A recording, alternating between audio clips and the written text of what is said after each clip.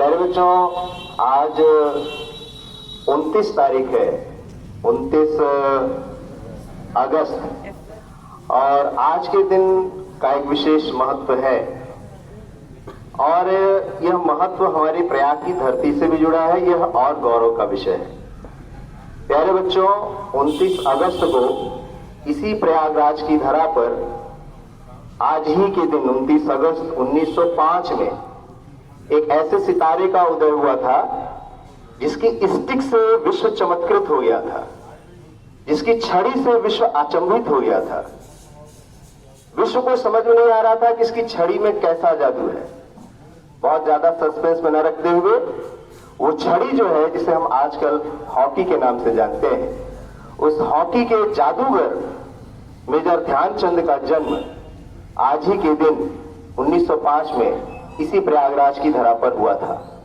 और मुझे लगता है कि हम सभी में से मुश्किल से 10% लोगों को इस संज्ञान में होगा कि मेजर ध्यानचंद जैसी धरा प्रयाग की धरा पर उत्पन्न हुई थी।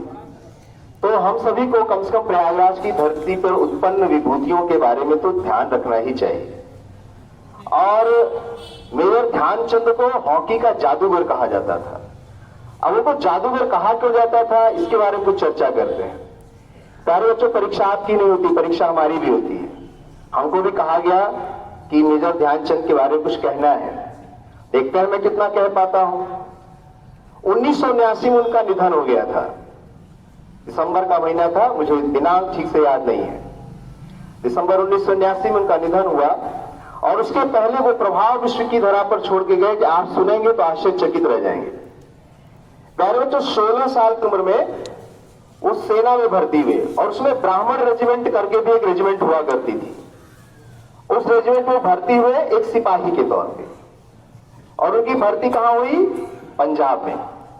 उसके पहले हॉकी में उनका बहुत इंटरेस्ट नहीं था। तो जब वहां गए वो पंजाब में, तो वहां फूले तिवारी करके एक सेना में ही कार्य करने वाले व्यक्ति थे। उनको ध्यानचंद में पता नहीं क्या नजर आया कि उन्होंने उनसे कहा कि आप हॉकी खेलिए और हॉकी में आप प्रवीणता लाइए, आप बहुत अच्छा कर पाएंगे।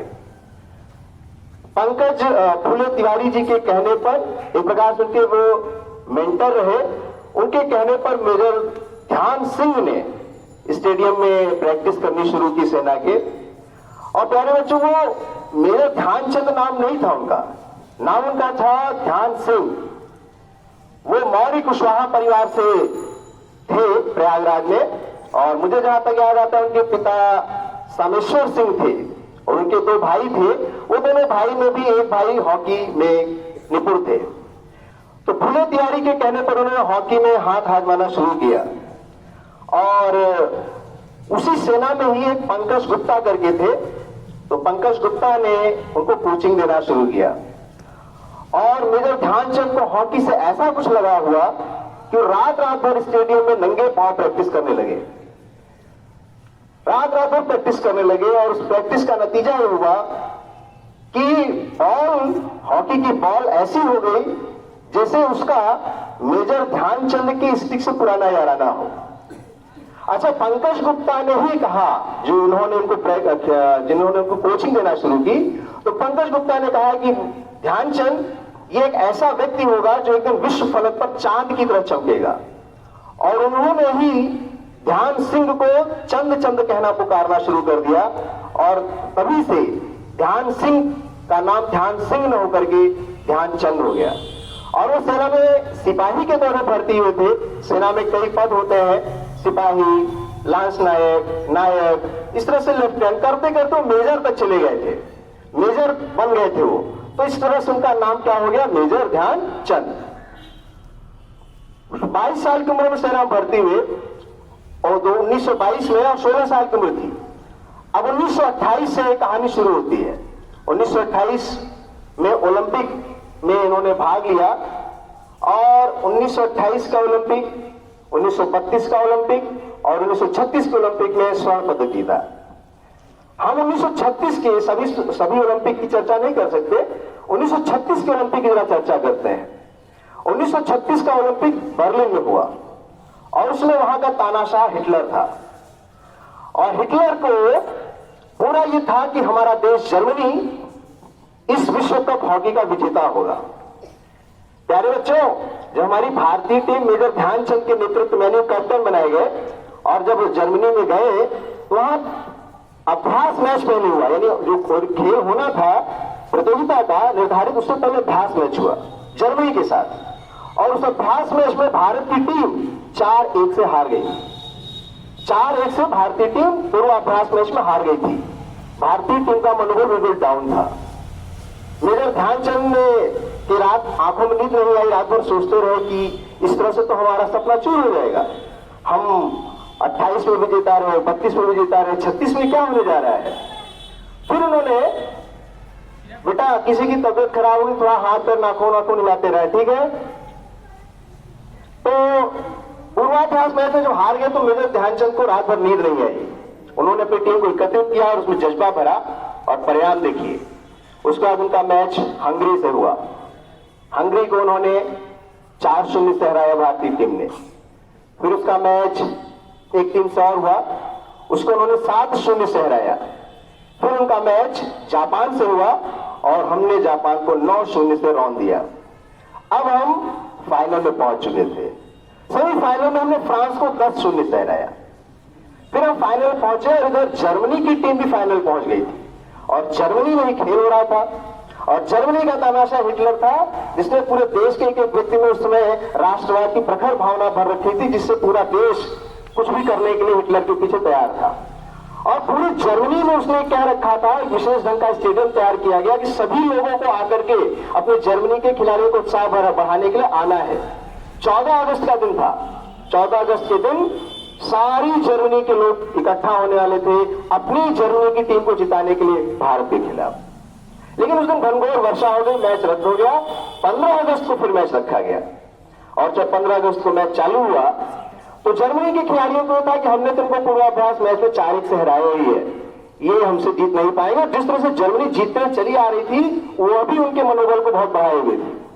लेकिन वो मेजर ध्यानचंद का ही कमाल था उस दिन कि जर्मनी के खिलाफ हमने गोल पर गोल जब करने शुरू किए तो रुके नहीं और जर्मनी के खिलाड़ियों को लग गया कि आज दिन हमारा नहीं है और हमने फाइनल में जर्मनी को बहुत जोरदार पटकनी दी और लगभग 8 या 9-0 से हमने जर्मनी को मैच हरा दिया। यह मेजर ध्यानचंद के एक हॉकी की कला थी। जब हम जीत गए तो जर्मनी के तानाशाह हिटलर के लिए लोगों ने सोचा कि पता नहीं क्या करेगा, गुस्से में आकर के तानाशाह है। पुरस्कार के मंच पर जब मेजर ध्यानचंद आए, उनको पुरस्कृत किया गया तो हिटलर ने मेजर ध्यानचंद से कहा, तो वापस आने लगे पुरस्कार लेकर के, तो कहे रुको और मैं तुम्हें कहता हूं कि तुम क्या करते हो। तो कहे मैं भारत की सेना में एक पद है उस पर हूं। कहे तुम यहाँ आ जाओ जर्मनी और मैं तुम्हें यहाँ उस समय का बड़ा पद था, मुझे याद नहीं आ रहा है, और उसकी उन्होंने उसको ऑफर दिया। तो ध्यानचंद जी ने कहा कि नहीं, मैं भारत का हूं और मेरे लिए भारत ही अच्छा है, मेरी मातृभूमि भारत से ही मैं जब तक रहूंगा खेलता रहूंगा। और उन्होंने जर्मनी के तानाशाह हिटलर का ऑफर ठुकरा दिया। जर्मनी के तानाशाह की कही हुई किसी बात को भी ठुकराना उसमें बहुत बड़ी बात थी और उन्होंने ठुकरा दिया।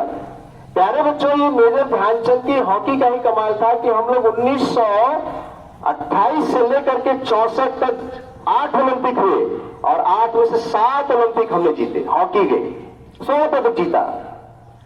और एक मैच न्यूजीलैंड में हुआ।